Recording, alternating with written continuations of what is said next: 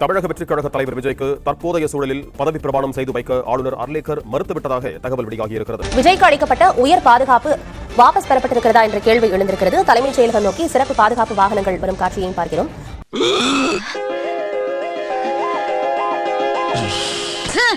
என்னடி கர்மது இப்படி போட்டு படுத்துது. கைஸ், தமிழ்நாட்டு அரசியல் நிலவரம் பயங்கர கலவரமா போயிட்டு இருக்கு அப்படின்ற மாதிரி தான் சொல்லணும். சீரியஸ்லி விஜய் ஆட்சி அமைக்கிறதுக்கான வாய்ப்புகள் வந்து பாத்தீங்கன்னா கொஞ்சமா குறைஞ்சிக்கிட்டே இருக்கு. ஆட்சி அமைக்க தேவைப்படும் பெரும்பான்மை எம்எல்ஏக்கள் ஆதரவை தாவேகாவால் பெற முடியாத சூழல் தற்போது நிலவுகிறது. இந்த இடத்துல ஏடிஎம்கே ஆட்சி அமைப்பாங்களா இல்ல டிஎம்கே ஆட்சி அமைப்பாங்களா அப்படின்ற ஒரு சிச்சுவேஷன் வந்திருக்குன்னு சொல்லணும். இபிஎஸ் முதலமைச்சர் ஆகிறதுக்கு ஸ்டாலின் ஆதரவு கொடுக்கறாரா? ஏன்னா ஏடிஎம்கே டிஎம்கே ரெண்டுமே அலையன்ஸ் ஒன்னா சேர போகுது. சோ இது ஒன்னா சேர்ந்து ஆட்சி அமைக்க போகுது அப்படின்ற மாதிரி தகவல் நேத்து நைட்ல இருந்து வந்துகிட்டே இருந்தது. ஏடிஎம்கே அதுக்கு பயங்கரமான ஒரு புஷ் கொடுத்துட்டு இருக்காங்க. அந்த மேட்டர் என்னன்னு பார்க்க போறோம். திமுகவும் அதிமுகவும் கூட்டணி அமைத்து ஆட்சியை தொடர பேச்சுவார்த்தை நடைபெற்றதாக தகவல் கிடைத்திருக்கிறது. இன்னொன்னு, விஜய் வந்து எனக்கு பதவி பிரமாணம் செஞ்சு வைங்கன்னு சொல்லிட்டு ஆளுநர்கிட்ட போய் கேட்டுக்கிட்டே இருக்காரு. ஆளுநர் வந்து அதெல்லாம் பண்ண முடியாது, நான் அதெல்லாம் பண்ண மாட்டேன், நீ 118 பேர் கூட்டணும் வந்தா தான் நான் பண்ணுவேன் அப்படின்ற மாதிரி பார்த்தீங்கன்னா அடம் பிடிச்சிட்டு இருக்காரு. அது என்ன மேட்டர் அப்படின்றதையும் பார்க்க போறோம். இதெல்லாம் தாண்டி திமுக விஜய்க்கு பயங்கரமான ஒரு மாஸ்டர் பிளான் ஒன்று போட்டு வச்சிருக்காங்க அப்படின்ற மாதிரி தான் சொல்லணும். 6 மாசத்துல ஆப் அடிக்கிறதுக்கு எல்லா பிளானையும் போட்டாங்க அப்படின்ற மாதிரி தான் சொல்லணும். விஜய் ஆட்சிக்கு 6 மாதங்களுக்கு எந்த இடையூறும் தரமாட்டோம் என்று திமுக தலைவர் மு.க. ஸ்டாலின் ஆங்கில நாளிதழுக்கு பேட்டி அளித்திருக்கிறார். அந்த மேட்டர் என்ன அப்படின்றதையும் பார்க்க போறோம். நெக்ஸ்ட், சீமான் வந்து பாத்தீங்கன்னா இந்த காங்கிரஸ் ஒரு கட்சி அழிக்கிறதுக்கு ரொம்ப பாடுபட்டு இருந்தாரு. அந்த காங்கிரஸ் கட்சியை, தமிழ் இனத்தை வந்து கொண்டு குவிச்ச ஒரு காங்கிரஸ் கட்சியை வந்து பாத்தீங்கன்னா விஜய் வந்து கூட கூப்பிட்டுக்கிட்டது மட்டும் இல்லாம அவங்களுக்கு வந்து அதிகார பலத்தையும் கொடுக்கிறாரு.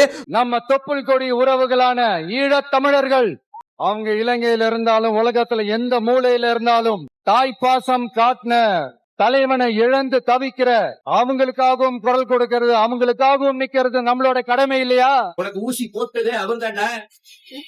சைடு வகிடு எடுத்து சாப்பிட்டா பேசினா சரத்பாபு நினைச்சிய அவர் தாண்டா மெயின் வில்லன். நான் காங்கிரஸ் ஒரு கட்சியவே அழிச்சு ஒழிக்கிறதுக்காக களத்துக்கு வந்த மகன். என் இனத்தை அழிச்சது, என் இனத்தின் விடுதலை கனவு அழிச்சது, கச்சத்தீவை தாந்தோன்றித்தனமா எடுத்து கொடுத்து என் வீணவன் வாழ் உரிமை பறிச்சது, 10 லட்சம் பேரை ஒரே ராத்திரில நாடற்றவனை இறக்கி விட்டது இங்க. சோ இதனால நாம் தமிழர் கட்சியில இருந்து பாத்தீங்கன்னா பயங்கரமான எதிர்ப்புகளை தெரிவிச்சிட்டு இருக்காங்க. அந்த மேட்டர் என்ன அப்படின்றதை பார்க்க போறோம். சிலது டீடைலா பார்க்கலாம். சேனலை ஃபர்ஸ்ட் டைம் பாத்தீங்கன்னா சப்ஸ்கிரைப் பண்ணிட்டு வீடியோ லைக் பண்ணி வச்சுக்கோங்க. ஒன் பை ஒன்னா பார்க்கலாமா? உண்மையிலேயே தமிழ்நாட்டு அரசியல என்னதான்டா நடக்குது அப்படின்ற மாதிரி தான் இருக்கு. ட்விஸ்டுக்கு மேல ட்விஸ்ட் அப்படின்ற மாதிரி தான் போயிட்டு இருக்கு. ஆக்சுவலா சொல்லுவாங்கல்ல, ரியாலிட்டி வந்து சினிமாவை விட பயங்கரமா ட்விஸ்ட் இருக்குன்னு, அதுதான் இப்ப நடந்துகிட்டு இருக்கு. இந்த இடத்துல விஜய் ஆட்சி அமைச்சிருவாரு அப்படின்ற மாதிரி எலெக்ஷன் முடிஞ்சதுக்கு அப்புறம் எல்லாருமே நினைச்சோம். ஆனா கொஞ்சமா என்ன ஆச்சு, அதுக்கான வாய்ப்புகள் வந்து குறைச்சிக்கிட்டே வந்துகிட்டு இருக்காங்க. ஆக்சுவலா விஜய் கிட்ட இருக்கிறது ஓவராலா பாத்தீங்கன்னா 108 எம்எல்ஏக்கள். விஜய் 2 இடத்துல தொகுதியில் ஜெயிச்சார்ல, அதே சேர்த்து சொல்றேன். சோ இந்த 108ல ஒன்னு கழிச்சிருங்க, சோ 107 இருக்குது. அது இல்லாம பாத்தீங்கன்னா இப்போ வந்து இவங்க காங்கிரஸ் வந்து ஆதரவு கொடுத்திருக்காங்க. சோ இந்த 108 இதையும் சேர்த்தா கூட 113 தான் வருது. சோ அப்படி இருக்கும்போது விஜய்க்கு வந்து மெஜாரிட்டி இல்ல, அதனால விஜய் வந்து ஆட்சி அமைக்க முடியாது அப்படின்ற மாதிரி ஆளுநர் வந்து சொல்லிக்கிட்டு இருக்காரு. That the governor is still not convinced that there is status quo as far as this number game is concerned. ஆனா ரூல்ஸ் படி பாத்தீங்கன்னா பதவி பிரமாணம் செஞ்சு வச்சிடலாம், விஜய சிஎம் ஆக்கிடலாம். ஆனா அதுக்கப்புறம் அவரால் மெஜாரிட்டி நிரூபிக்க முடியல அப்படின்னும் போது திருப்பி பாத்தீங்கன்னா கலைச்சிருவாங்க. சோ இதுதான் நடக்கும். ஆக மொத்தத்துல பாத்தீங்கன்னா பதவி பிரமாணம் செஞ்சு வச்சிடலாம், ஆனா ஆளுநர் வந்து அதை பண்ண மாட்டேன் அப்படின்ற மாதிரி சொல்றாரு. இதுக்கு காரணமா என்ன சொல்றாங்கன்னா, இது வந்து மேல் இடத்துல இருந்து ஆளுநர் மூலமா ஏதோ ஒண்ணு பண்ண ட்ரை பண்றாங்க அப்படின்ற மாதிரி அந்த ஒரு இதையும் சொல்லிட்டு இருக்காங்க. இது ஒரு பக்கம் போயிட்டு இருக்கும் போது இந்த இடத்துல அதிமுக திமுக கூட்டணி 2 பேரும் ஒன்னு சேர்றாங்க. 2 பேரும் ஒன்னு சேர்ந்து நம்ம இபிஎஸ் இருக்கார்ல, அதிமுகவோட பொதுச் செயலாளர் எடப்பாடி பழனிசாமி, அவரு வந்து சிஎம் ஆக்கி திமுக வந்து பாத்தீங்கன்னா வெளியில இருந்து ஆதரவு தெரிவிக்கிற மாதிரி ஒரு கருத்துக்கள் வந்து வந்துகிட்டு இருக்கு, நியூஸ்ல பார்க்க முடியுது. சோ அதை பார்க்கும்போது என்ன தோணுதுன்னா,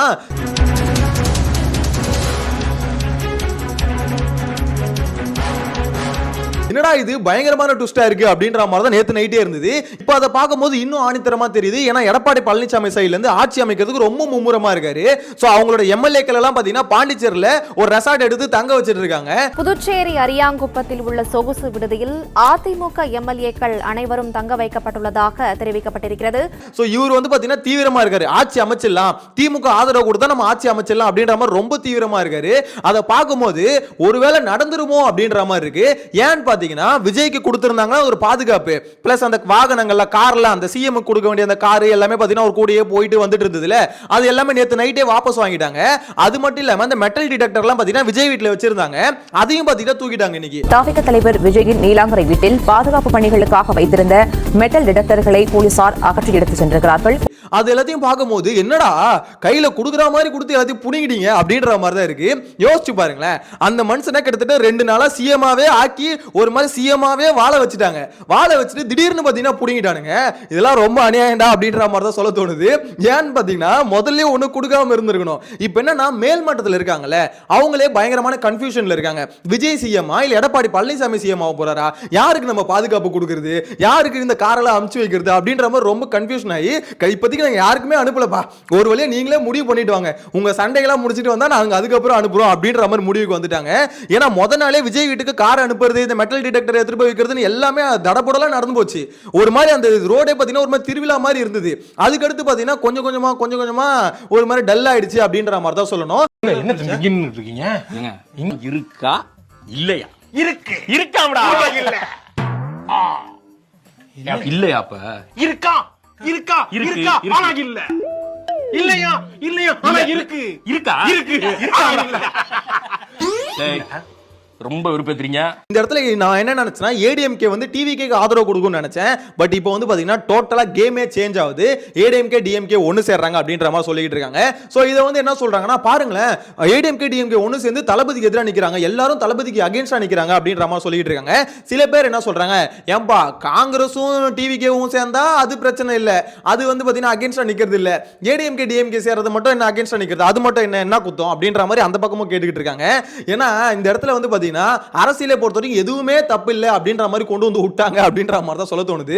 ஆக்சுவலா பாத்தீங்கன்னா இந்த கூட்டணின்றது ரொம்ப தப்பு. ஏன்னா ஆளுக்கு ஒரு கொள்கையை வச்சு ஜெயிக்கிறது, ஜெயிச்சதுக்கு அப்புறம் பாத்தீங்கன்னா ஆட்சி அமைக்கணும்னு சொல்லிட்டு கூட்டணி ஃபார்ம் பண்ணிக்கிறது, இதுவே ரொம்ப மானங்கிட்ட விஷயம் தான். சோ அது விஜய் பண்ணாலும் சரி, ஏடிஎம்கே டிஎம்கே பண்ணாலும் சரி, எல்லாமே ஒரு மாதிரி ஒஸ்டான விஷயம் தான். ஏன்னா மக்கள் மனசுல அந்த பெரும்பான்மை கிடைக்காத ஒரு கட்சி ஆட்சி அமைக்கவே கூடாது. என்னோட தனிப்பட்ட ஒப்பீனியன் சொல்றேன். இதுதான் இந்த ஜோஹோ ஓனர் இருக்கார்ல ஸ்ரீதர் வேம்பு, அவரும் அதான் சொல்லிட்டு இருக்காரு. என்ன சொல்றாருன்னா, இந்த மாதிரி வந்து பெரும்பான்மை கிடைக்கல அப்படின்னும் போது பிரசிடென்ட் ஆட்சி, அதாவது ஜனாதிபதி ஆட்சி வந்து கொண்டு வந்துடலாம், கொண்டு வந்துட்டு 6 மாசம் கழிச்சு எலெக்ஷன் வச்சு திருப்பி எலெக்ஷனை வந்து ஃபேஸ் பண்ணட்டும் அப்படின்ற மாதிரி சொல்லியிருக்காரு. என்னோட கருத்தும் கேட்டீங்கன்னா அதுதான், அப்படி நடந்தாலே கொஞ்சம் பெட்டரா இருக்கும் அப்படின்ற மாதிரி தான் சொல்ல தோணுது. எனிவேஸ் இப்போதைக்கு போயிட்டு இருக்க நிலவரப்படி பாத்தீங்கன்னா அதிமுக இப்படி ஒரு பிளான் போட்டுட்டு இருக்கு. அதாவது 2 பேர் டீம் ஃபார்ம் பண்ணி அடிச்சு தூக்கிடலாம் அப்படின்ற மாதிரி ஒரு பிளான் போட்டுட்டு இருக்காங்க. இன்னொரு சைடுல திமுகவோட பிளான் என்ன தெரியுமா? திமுகவை பொறுத்த வரைக்கும் நாங்க வந்து விஜய் ஆட்சி அமைக்கிறத வந்து பாத்தீங்கன்னா நாங்க தடுக்க போறது இல்ல, அதுல வந்து எந்த டிஸ்டர்பன்ஸும் எங்களால வராது அப்படின்ற மாதிரி சொல்றாங்க. அது மட்டும் இல்லாம அவங்க சொல்ற மாஸ்டர் பிளான் ஒன்னு வச்சிருக்காங்க. என்ன தெரியுமா? இந்த மாதிரி வந்து விஜய் ஆட்சி அமைக்கிட்டோம், ஒரு 6 மாசம் பாத்தீங்கன்னா ஒரு ஆட்சி அமைக்கிட்டோம், 6 மாசத்துக்கு அப்புறம் அதுல ஏதாவது ஒரு பிரச்சனைனா அப்ப நாங்க வந்து பாத்துக்கிறோம் அப்படின்ற மாதிரி சொல்றாங்க. விஜய் ஆட்சிக்கு 6 மாதங்களுக்கு எந்த இடையூறும் தரமாட்டோம் என்று திமுக தலைவர் மு.க.ஸ்டாலின் புரியல, 6 மாசத்துக்கு அப்புறம் ஆப்படிக்க போறோம் அப்படின்ற மாதிரி சொல்றாங்க. ஆக்சுவலி திமுக ரொம்ப கிளவரா மூவ் பண்றாங்க. அது வரைக்கும் நாங்க வலுவான எதிர்க்கட்சியா இருக்கோம். விஜய் வந்து 6 மாசத்துல வந்து எப்படி இருந்தாலும் ஆட்சி வந்து நடத்த தெரியாம திணறுவாரு. அந்த சமயத்துல மக்கள் மனசுல ஒரு எதிர்ப்பு வரும். அந்த எதிர்ப்பு வரும்போது அந்த எதிர்ப்பை வச்சு நாங்க ஆட்சியை கலைச்சு, அந்த சமயத்துல ஆட்சியை கலைச்சு அதுக்கப்புறம் எலெக்ஷனை வச்சு அந்த எலெக்ஷன்ல ஜெயிச்சு நாங்க ஆட்சியை பிடிப்போம்டா அப்படின்ற மாதிரி ஒரு குறிக்கோளோட பாத்தீங்கன்னா திமுக இருந்துகிட்டு இருக்கு. அது பார்க்கும்போது இதெல்லாம் பார்க்கும்போது என்னடா நடக்குது அப்படின்ற மாதிரி தான் இருக்கு. நியூஸ் சேனலை பார்க்கும்போது ஃபுல்லா பிரேக்கிங் தான். அந்த பிரேக்கிங் அந்த மியூசிக் வந்து கேட்டு ஒரு மாதிரி மண்டைக்குள்ளே ஓடிக்கிட்டு இருக்கு. அந்த அளவுக்கு பாத்தீங்கன்னா நேஷனல் மீடியா ஆகட்டும், நம்ம லோக்கல் மீடியா ஆகட்டும், எல்லாமே பாத்தீங்கன்னா ரொம்ப பயங்கரமா மும்முரமா இந்த நியூஸ் எல்லாத்தையும் போட்டுக்கிட்டு இருக்காங்க. அந்த அளவுக்கு தான் பாத்தீங்கன்னா ரொம்ப தீவிரமா தமிழ்நாடு அரசியல் வந்து பாத்தீங்கன்னா எதை நோக்கி போயிட்டு இருக்குன்னே தெரியாம போயிட்டு இருக்கு. அது பாட்டுன்னு ஒரு பக்கத்துல போயிட்டு இருக்கு. ஏன்னா எல்லாருமே என்ன நினைச்சாங்கன்னா விஜய் தான் சிஎம் ஆக போறாரு அப்படின்ற நினைச்சிட்டு இருக்காங்க. இப்போ வரைக்கும் நானும் அதான் நினைக்கிறேன். ஆனா அது இல்லாம நிறைய ட்விஸ்டுகள் காத்துக்கிட்டு இருக்கும் அப்படின்ற மாதிரி தோணுது. ஏன்னா அதிமுக கூட்டணியும் திமுக கூட்டணியும் சேர்ந்ததுன்னா ஈஸியா ஆட்சி அமைக்க முடியும். ஆனா இது சேருமா அப்படின்றத ஒரு பெரிய கேள்வியா இருக்கு. திமுக கூட்டணியிலிருந்து வெளியேற வேண்டாம் என திமுக தலைவர் ஸ்டாலின் அறிவுறுத்தியதாக தகவல் வெளியாகி இருக்கிறது. ஸ்டாலின் ஏன்னா திமுகவோட ஐடியா வேறையா இருக்கு. திமுக வந்து பாத்தீங்கன்னா 6 மாசம் கழிச்சு ஆப்படிக்கணும் அப்படின்றதான் திமுகவோட ஐடியா. ஆக்சுவலா கேட்டீங்கன்னா அது பெட்டர் ஐடியா. ஏன்னு பாத்தீங்கன்னா இவர் புதுசா வந்திருக்காரு, ஆட்சி அமைக்கிட்டோம், மாற்றம்னு சொல்லியிருக்காருல, என்ன மாதிரி மாற்றத்தை கொடுக்குறாரு, அது ஏமாற்ற மாதிரி தான் மக்களே பாத்தீங்கன்னா இப்ப காரி துப்ப ஆரம்பிச்சிருவாங்க. அந்த சமயத்துல ஆட்சி கலைஞ்சதுன்னா அப்போ வந்து பாத்தீங்கன்னா உங்களுக்கு ஒரு பெட்டர் சான்ஸ் இருக்கு. அதனால இவங்களோட ஐடியா சூப்பரான idea. But ADMK DMK alliance சேர்ந்து ஒரு இதை ஃபார்ம் பண்ற, கவர்மெண்ட்டை ஃபார்ம் பண்றதும் பாத்தீங்கன்னா ஒரு மாதிரி பெட்டர் ஐடியா தான். ஓகே, இருக்கிற ஒரு சான்ஸ் இருக்கு, இருக்கு, எதுக்கு நம்ம யூஸ் பண்ணி பார்க்க கூடாது அப்படின்ற மாதிரி நினைக்கிறாங்க. ஆனா இதெல்லாம் நடக்கும்னு யாருமே கனவுல கூட நினைச்சு பார்த்திருக்க மாட்டாங்க, அதிமுக திமுக ஒன்னு சேரதெல்லாம். ஆனா விஷயம் என்ன தெரியுமா, அதிமுக தொண்டர்களும் திமுக தொண்டர்களும் அதை வரவேற்கிறாங்க. ஓகே, முதல்ல ஆட்சி அமைங்க, ஆட்சியை புடிங்க, அதுதான் கரெக்டா இருக்கும், விடக்கூடாது விஜய் அப்படின்ற மாதிரி தான் எல்லாம் சொல்லிட்டு இருக்காங்க. எங்க போய் முடிய போகுதுன்னு தெரியல. இது இல்லாம இன்னொரு சைடு என்ன நடந்துட்டு இருக்குன்னு பாத்தீங்கன்னா, இந்த திருமாவளவன் இருக்காருல்ல, அவர் வருவாரா வரமாட்டாரான்னு சொல்லிட்டு விஜய் வந்து பாத்தீங்கன்னா தேவடு காத்துட்டு இருக்காரு. ஏன்னா விஜய் வந்து எல்லாருக்கும் வந்து வாங்க வாங்கன்னு கூப்பிட்டாரு. இந்த சிபிஐ சிபிஎம் திருமாவளவன் எல்லாரையும் கூப்பிட்டாரு. இவங்க வந்து போறன்னு சொல்லல, நான் போலன்னு சொல்லல, நாங்க டிஸ்கஸ் பண்றோம், முடிவெடுக்கிறோம் அப்படின்ற மாதிரி இழுத்துக்கிட்டே இருக்காங்க அப்படின்ற மாதிரி தான் சொல்லணும். இதனால விஜயும் பாத்தீங்கன்னா ரொம்ப தவிச்சுக்கிட்டே இருக்காரு அப்படின்ற மாதிரி சொல்லணும். ஏன்னா இவங்க வந்துட்டாங்கன்னா ஈஸியா ஆட்சி அமைச்சிடலாம், போய் சிஎம்மா ஒரு சிஎம் நாற்காலியில உட்கார்ந்துடலாம். அவர் ஆட்சி அமைக்க விடாம சிஎம் நாற்காலியில விடாம, அதாவது வாய் வரைக்கும் கொண்டு வந்துட்டு கொஞ்சம் கொஞ்சமா பின்னாடி எடுத்துக்கிட்டே போயிட்டு இருக்காங்க. அந்த மனுஷனுக்கு எவ்வளவு காண்டா இருக்கும். இதெல்லாம் ரொம்ப தப்பு பாசே அப்படின்ற மாதிரி தான் சொல்ல தோணுது. இது இல்லாம இன்னொரு மேட்டர் ஒன்று இருக்கு. அது என்னன்னு பாத்தீங்கன்னா, காங்கிரஸ் தாவேக கூட சேர்ந்தது. ஒரு பக்கம் கோடி கோடியா செலவு பண்ணி தமிழ்நாட்டு காங்கிரஸ் தூக்கி பைக்குள்ள போட்டுக்க வேண்டியது.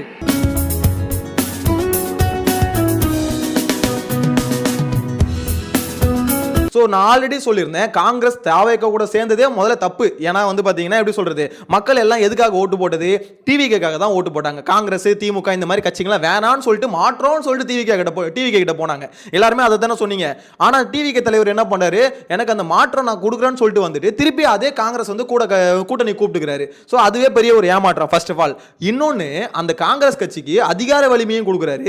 இப்போ அதுதான் இங்க பிரச்சனையே. எப்படி நீங்க அதிகார வலிமையை கொடுப்பீங்க, அது ஒரு பெரிய கேள்வி தானே. நீங்க யோசிச்சு பாருங்களேன், நாம இனத்தை கொன்ன ஒரு கட்சி, 2 லட்சம் பேரை வந்து பாத்தீங்கன்னா இனப்படுகொலை செஞ்ச ஒரு கட்சி, அந்த கட்சிக்கு வந்து அதிகார வலிமையை கொடுக்கிறாரு. பிஜேபி வரக்கூடாது, காங்கிரஸ் வரலாமா? ஒரு தேசிய இனத்தின் விடுதலை கனவை அடிச்சு நாசமாக்கின கட்சி காங்கிரஸ். கண்ணு முன்னாடி என் இனத்தை கொன்று வைச்ச கட்சி அதிகாரம் காங்கிரஸ். சிங்களனுக்கு கனவில் கூட என்ன வராது தமிழர்களை வென்று விட முடியும். அவனுக்கு இரு கரமும் கொடுத்து, வட்டி இல்லாத கடனை 80,000 கோடியை கொட்டி கொடுத்து, ஆயுதம் கொடுத்து, பயிற்சி கொடுத்து, போர்க்கப்பலை கொடுத்து என் மக்களை அடித்து ஒழிக்க வைத்தது இந்த காங்கிரஸ் கட்சி. அதன் ஆட்சி கூட நின்னது இந்த திமுக. நாம் தமிழர் கட்சியில மானகட்ட கேள்வி வந்து கேட்டுக்கிட்டு இருந்தாங்க. இந்த மாதிரி திமுகவையும் காங்கிரஸையும், இனத்தை கொன்னது வந்து பாத்தீங்கன்னா காங்கிரஸ், கூட துணையா இருந்த துரோகி வந்து திமுக அப்படின்ற மாதிரி தொடர்ந்து இப்ப இந்த பிரச்சாரம் வரைக்கும் பாத்தீங்கன்னா கிளின்னு கிழிச்சிட்டு இருந்தாங்க. சோ அந்த மாதிரி கிழிச்சிட்டு இருக்க ஒரு கட்சியை நீங்க கூட கூட்டிட்டு வந்து கூட்டணி சேர்த்து அவங்களுக்கு அதிகார வலிமையை கொடுக்குறீங்க. ஆக்சுவலா திமுக கூட பாத்தீங்கன்னா கூட கூட்டணியில் தான் வச்சிருக்குமே தவிர அதிகார வலிமையை கொடுக்கல. ஆனா இவங்க வந்து அதிகார வலிமையும் தராங்க அப்படின்னும் போது அது இனத்துக்கு செய்யற துரோகம் தானே, தமிழ் இனத்துக்கு செய்யற துரோகம் இவர் விஜய் பண்றது. அந்த காங்கிரஸோட அந்த கட்சி துண்டை வந்து தோல்ல போட்டு நிக்கிறாரு, உங்களுக்கு எல்லாம் உடம்பு கூசலையா அப்படின்ற மாதிரி கேட்டுக்கிட்டு இருக்காங்க. ஏன்னு பாத்தீங்கன்னா இதே விஜய் தான் பிரச்சாரத்தப்ப என்ன சொல்லியிருந்தாருன்னா, தாயுள்ளம் கொண்ட தலைவனை இழந்து நிக்கிறாங்க அப்படின்ற மாதிரி அந்த மக்கள்கிட்ட போயிட்டு பாத்தீங்கன்னா ஈழத்தமிழர்களுக்கு ஆதரவா பேசுற மாதிரி பேசியிருந்தாரு.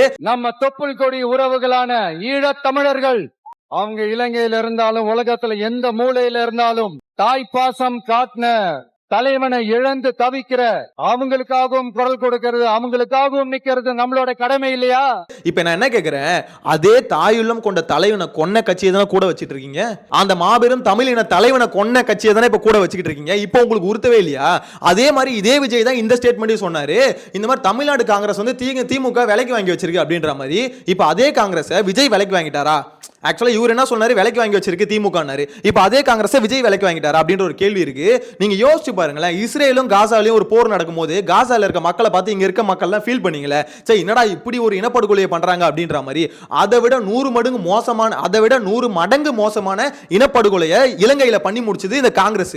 சீரியஸ்லி இந்த காங்கிரஸ் அதை பண்ணி முடிச்சது. ஆக்சுவலா ராஜபக்சேவோட பையன் இருக்காருல்ல, அவர் வந்து விஜய்க்கு வாழ்த்துக்கள்லாம் தெரிவிச்சாரு. அப்ப எனக்கு புரியல, இப்பதான் புரியுது. Well, we congratulate Vijay for the victory. It's a great victory for him and his party because it's a very new party. Actually இவர் பேசுறப்பலாம் இலங்கை தமிழர்களுக்கு ஆதரவா பேசிட்டு இருந்தாரு. இலங்கையில அவ்வளவு விஜய் ஃபேன்ஸ் வந்து இவருக்கு ஃபயர் விட்டுட்டு இருந்தாங்க. கடைசியில் எல்லாரும் மூஞ்சிலே காரி தூணு துப்புற மாதிரி நம்ம அந்த இனத்தை கொன்னு குவிச்ச ஒரு கட்சியை கூட்டிட்டு வந்தது இல்லாம, கூட்டிட்டு வந்தது கூட ஓகேங்க, அவங்களுக்கு அதிகார வலிமையை கொடுக்குறீங்களா, 2 அமைச்சரா நம்ம கொடுக்கறதா பேசிக்கிட்டு இருக்காங்க. சோ அப்படின்னும் போது நீங்க என்ன மாதிரி ஒரு நிலைப்பாடு, ஆட்சியை பிடிக்கிறதுக்காக சிஎம் சீட்ல உட்கார்றதுக்காக எந்த ஒரு லெவலுக்கும் போயிடுவீங்களா, எந்த எக்ஸ்ட்ரீமுக்கும் போயிடுவீங்களா அப்படின்ற ஒரு கேள்வியை நான் கேட்கல. ஆக்சுவலா தமிழ் தேசியவாதிகள் எல்லாருமே கேட்டுக்கிட்டு இருக்காங்க. ஆனா ஓப்பனா சொல்லலாம், எனக்குமே கேட்கணும் தாங்க இருக்கு. அது என்னோட கேள்வியா வச்சுக்கோங்க. உண்மையிலே சொல்றேன், அப்படி பண்ணக்கூடாது. ஏன்னா உண்மையிலே அவருக்கு வந்து ஈழத்தமிழர்கள் மேல அக்கறை இருந்தா அத்தனை மக்களை வந்து கொன்னு குவிச்சாங்க. நான் சொன்னல ரொம்ப ஒஸ்டான ஒரு இனப்படுகொலை அப்படின்ற மாதிரி. ஏன்னா கண்ணு முன்னாடி அக்கா தங்கச்சி எல்லாரையும் பாத்தீங்கன்னா நாசம் பண்ணி கொண்டு குவிச்சானுங்க. அந்த மாதிரியான ஒரு இனப்படுகொலை, அந்த மாதிரி கொண்டு குவிச்சதுக்கு முக்கிய காரணமா இருந்த இந்த காங்கிரஸ் வந்து பாத்தீங்கன்னா இவர் கூட வச்சு அதிகார வலிமையை கொடுக்குறாரு. இன்னொன்னு கச்சத்தீவு மீட்டு கொடுத்துருங்க மோடி ஐயா அப்படின்ற மாதிரி பிரச்சாரத்துல பேசினார்ல. கிட்டத்தட்ட ஒரு 800 பேருக்கு மேல இலங்கை கடற்படையால தாக்கி அழிக்கப்பட்டிருக்கிறாங்க. அதை கண்டிக்கிறதுக்காக உங்களை பெருசா எதுவும் செய்ய சொல்லல, சின்னதா ஒண்ணே மட்டும் செஞ்சு கொடுங்க. இனிமேலாச்சும் எங்களுடைய மீனவர்கள் பாதுகாப்பா இருக்கிறதுக்காக இந்த கச்சத்தீவை இலங்கை கிட்ட இருந்து மீட்டு கொடுத்துருங்க, அது போதும். அந்த கச்சத்தீவை தூக்கி கொடுத்ததே இந்த காங்கிரஸ் தான், கூட இருந்தது இந்த திமுக. சோ இது இந்த ரெண்டு கட்சியும் கழுவி ஊத்துறதுக்கு மெயினான காரணமே தான். இந்த மீனவர்கள் 850 பேர் கொல்லப்பட்டிருக்காங்க, அதுக்கு ஒரு நியாயம் வேணாமா அப்படின்ற மாதிரிலாம் கேட்டார்ல. அதுதான் இப்போ உங்ககிட்ட கேட்கறோம் சார். அந்த மீனவர்கள் கொல்லப்படுறதுக்கு காரணமே உங்க கூட கூட்டு வச்சிருக்கீங்களே ராகுல் காந்தி அவரோட கட்சி, அந்த கட்சி தான் பாத்தீங்கன்னா அதுக்கு வந்து எடுத்து தூக்கி கொடுத்தது. இந்தாங்க வச்சுக்கோங்க, கிஃப்டா வச்சுக்கோங்க அப்படின்ற மாதிரி தூக்கி கொடுத்தது. எங்க கேளுங்க, ஏன் அப்படி பண்ணீங்கன்னு கேளுங்க, அவங்கள மன்னிப்பு கேட்க சொல்லுங்க. இத்தனை பேரை கொண்டு குவிச்சாங்களா, அதுக்கு மன்னிப்பு கேட்க சொல்லுங்க. அந்த கச்சத்தீவை தூக்கி கொடுத்தாங்களே, அதனால இத்தனை மீனவர்கள் வந்து செத்துக்கிட்டு இருக்காங்களே, அதுக்கு மன்னிப்பு கேட்க சொல்லுங்க. கூட கூப்பிட்டு வச்சு தமிழ்நாட்டில் அதிகார வலிமையும் கொடுக்குறாரு. எனக்கெல்லாம் இந்த காங்கிரஸுக்கு எப்படிடா அந்த கை சின்னத்துக்கு ஓட்டு போறதுக்கு உங்கள கை வருது அப்படின்ற மாதிரி தான் யோசிக்க தோணுது. கொஞ்சம் கூட அந்த ஒரு உணர்வுன்றது இல்லல. எப்படி அது? நீங்க எந்த கட்சி வேணா சப்போர்ட் பண்ணுங்க, நம்ம இனத்தை கொண்டு குவிச்ச ஒரு கட்சிக்கு கை சின்னத்துக்கு ஓட்டு போடுறாங்க. எப்படின்னு தெரியல. இந்த ஜெனரேஷனுக்கு வந்து அங்க நடந்த இனப்படுகொலையே முதல்ல தெரியல, அங்க என்ன நடந்ததுன்னு ஆக்சுவலா தெரியல, புரியல. அவ்வளோ ஒரு மோசமான விஷயம் அங்க நடந்தது. தயவு செஞ்சு இன்டர்நெட்ல டீடைல்ஸ் இருக்கு, எடுத்து பாருங்க, அப்பதான் உங்களுக்கு புரியும். தயவு செஞ்சு இந்த நியூஸ் சேனல்ல ஒரு மாதிரி மாஸ் விஷயத்தை மட்டும் காமிச்சுக்கிட்டே இருக்காங்க. இங்க விஜய் ஆட்சி அமைக்கணும் சொல்லிட்டு நிறைய மக்கள் வந்து எதிர்பார்க்கறீங்க, கரெக்ட். அவர் பண்ற தப்பையும் எடுத்து பேசுங்க. ஆக்சுவலா இங்க எந்த தலைவர்களும் பாத்தீங்கன்னா 100% கரெக்ட் இல்ல. ஸ்டாலின் ஆகட்டும், விஜய் ஆகட்டும், சீமான் ஆகட்டும், யாருமே பாத்தீங்கன்னா 100% புனிதர்கள்லாம் இல்ல. அதே மாதிரி ஒருத்தனை தலைவனா ஏத்துக்கிட்டதாலேயே அவங்க பண்ற எல்லா விஷயமும் சரியும் ஆயிடாது. அவங்க பண்றது தப்புனா தப்புன்னு சொல்லுங்க. உங்க கட்சியில இருக்கவங்களே சொல்லுங்க, ஐயா நீங்க பண்றது தப்புன்னு சொல்லி பழகுங்க. ஏன் அதை சொல்ல மாட்டீங்க? திருஷா வந்து அண்ணின்னு கூப்பிட ஆரம்பிக்கிறீங்க. அதெல்லாம் எனக்கு புரியல. அது என்ன மாதிரியான தப்பா இருந்தாலும் தப்புன்னு சொல்லி பழகுங்க. அப்படி பண்றதுதான் கரெக்ட். நீங்க எந்த கட்சி வேணா சப்போர்ட் பண்ணிக்கோங்க, உங்க நிலைப்பாடு என்ன வேணா இருக்கட்டும். ஆனா உங்க தலைவர் வந்து ஒண்ணு பண்றாரா, அது தப்பா இருக்கு பட்சத்தில் கட்சியில இருந்தே முதல்ல எதிர்ப்பு குரல் கட்சியில இருந்தா வரணும். அதை பண்ணுங்க முதல்ல. இந்த காங்கிரஸ் கூட வந்து கூட்டணி வச்சது மட்டும் இல்லாம கூட்டணி வச்சது கூட ஒரு சிஎம் ஆகணும்னு நினைச்சு வச்சிட்டாருங்க. ஆனா அதிகார வலிமையை கொடுக்கறது இருக்குல்ல, அது எவ்வளவு மோசமான விஷயம். அதை வந்து விஜய் பண்ண துடிச்சுக்கிட்டு இருக்காரு அப்படின்ற மாதிரி தான் சொல்லணும். சோ இந்த மாதிரி பாத்தீங்கன்னா நாம் தமிழர் கட்சியில இருந்து பயங்கரமான எதிர்ப்புகள், தமிழ் தேசியவாதிகள் இருந்து பயங்கரமான எதிர்ப்புகள் வந்துகிட்டு இருக்கு. காங்கிரஸ் சேர்த்துக்கிட்டு என்ன அரசியல் பேசுறதுன்னு எப்படி பேசுவீங்க? கச்சத்தீவுன்னு பேசுவீங்களா, இல்ல காவிரி நதிநீர் உரிமையை பேசுவீங்களா, இல்ல மீத்தேன் ஈத்தேன் நம்ம நிலவளத்தை சுரண்டதுன்னு பேசுவீங்களா, கல்வி மாநில உரிமை அதை எடுத்துக்கிட்டு போனது எப்படின்னு பேசுவீங்களா, இந்த சரக்கு மற்றும் சேவை வரி கொண்டு வந்தது யாரு, நீட்டை திணிச்சது யாரு, என்ஐஏ கொண்டு வந்தது யாரு, இல்ல நமது உரிமைகள் எல்லாம் பறிச்சு மாநில உரிமையை கேட்டு நிக்கிறோம், மாநில உரிமை எடுத்துட்டு போனது யாரு? உங்களுக்கு புரியுதுன்னு நினைக்கிறேன். ஒரு தேசிய இனம் தன் விடுதலைக்கு போராடிச்சு, ஒரு தேச விடுதலைக்கு. அந்த விடுதலையை அடிச்சு நாசமாக்கின ஆள் யாரு? கட்சி யாரு? அதிகாரம் யாரு? அப்ப அந்த கட்சியை சேர்த்துக்கிட்டு எந்த அரசியல பேசுறது? விஜய் வந்து காங்கிரஸ் வந்து கூட கூட்டு வந்ததுனால, ஏன்னா இதே விமர்சனங்களை பண்ண விஜய் தான் இப்ப காங்கிரஸ் கூட கூட்டு வச்சுக்கினாரு. இப்ப அந்த காங்கிரஸ் தூய்மையான கட்சியா அப்படின்ற கேள்வியும் வருது.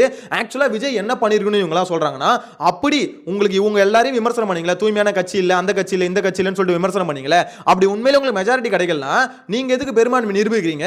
எலெக்ஷன் வரட்டும், எலெக்ஷன் வந்து திருப்பி எலெக்ஷனை ஃபேஸ் பண்ணுங்க அப்படின்ற மாதிரி சொல்றாங்க. என்ன பொறுத்த வரைக்கும் போற போக பார்த்தா 6 மாசம் ஜனாதிபதி ஆட்சி தான் இருக்க போகுது அப்படின்ற மாதிரி தான் சொல்ல தோணுது. ஏன்னா அந்த அளவுக்கு டஃப்பான ஒரு சிச்சுவேஷன் தான் தமிழ்நாட்டில் போயிட்டு இருக்கு அப்படின்ற மாதிரி சொல்லணும். தமிழ்நாட்டோட நிலவரம் ரொம்ப கலவரமா போயிட்டு இருக்கு. அதிமுகவோட நிலைப்பாடு, அதிமுக திமுக கூட்டணி வருமா இல்லையா அப்படின்றது பாத்தீங்கன்னா ஆல்மோஸ்ட் ஒரு மணிக்கு மேல வந்து தகவல் சொல்றதா சொல்லியிருக்காங்க. சோ அந்த அப்டேட் என்ன வருதுன்னு வெயிட் பண்ணி பார்க்கலாம். ஆனா நான் இப்ப இந்த வீடியோ ஷூட் பண்றது 12 மணி, அதனால சொல்றேன் நான். சோ 1 மணிக்கு மேல அதுக்கான தகவல் வெளியிடுறதா சொல்லியிருக்காங்க. இன்கேஸ் யாரும் எதிர்பார்க்காத விதமா 2 பேர் கூட்டணி ஃபார்ம் பண்ணி ஆட்சியை பிடிக்கிறதுக்கும் வாய்ப்பு இருக்கு. இல்ல அதெல்லாம் ஒண்ணு இல்லப்பா விஜயே ஆட்சி அமைக்கட்டும்பா அப்படின்ற மாதிரி சப்போர்ட் பண்றதுக்கும் அதிமுக சப்போர்ட் பண்றதுக்கும் வாய்ப்பு இருக்கு. என்ன நடக்க போகுதுன்னு வெயிட் பண்ணி பார்க்கலாம். பட் அதிமுக சப்போர்ட் பண்றதுல ஒரு பெரிய பிரச்சனை என்னன்னு பாத்தீங்கன்னா பிஜேபி கூட இருக்கு. நீங்க யோசிச்சு பாருங்களேன், பிஜேபி காங்கிரஸ் கூட இருக்க ஒரு கட்சியை வந்து எப்படி சப்போர்ட் பண்றதுக்கு அதிமுகவை அலோ பண்ணும்? ஏன்னா அதிமுக யார் கண்ட்ரோல்ல இருக்கு? பிஜேபி கண்ட்ரோல்ல இருக்கு. அப்படின்னும் போது இது ஒரு மாதிரி ரொம்ப ரொம்ப காம்ப்ளிகேட்டா போயிட்டு இருக்கு அப்படின்ற மாதிரி தான் சொல்லணும். எங்க போய் முடிய போகுதுன்னு தெரியல. இதுக்கு ஒரு எண்டே இல்லையா பாஸ் அப்படின்ற மாதிரி தான் இருக்கும். விஜய் என்னன்னா சிஎம் ஆகணும்னு சொல்லிட்டு சுத்திட்டு இருக்காரு. இன்னொருத்தவங்க என்னன்னா உங்களை சிஎம் ஆக்க விட மாட்டோம்னு ஒரு மாதிரி சுத்திக்கிட்டு இருக்காங்க. எங்க போய் முடிய போகுதுன்னு தெரியல. உங்களோட கருத்தை மறக்காம கமெண்ட்ல மென்ஷன் பண்ணுங்க. நெக்ஸ்ட் வீடியோல மீட் பண்ணலாம். டாடா, பை பை.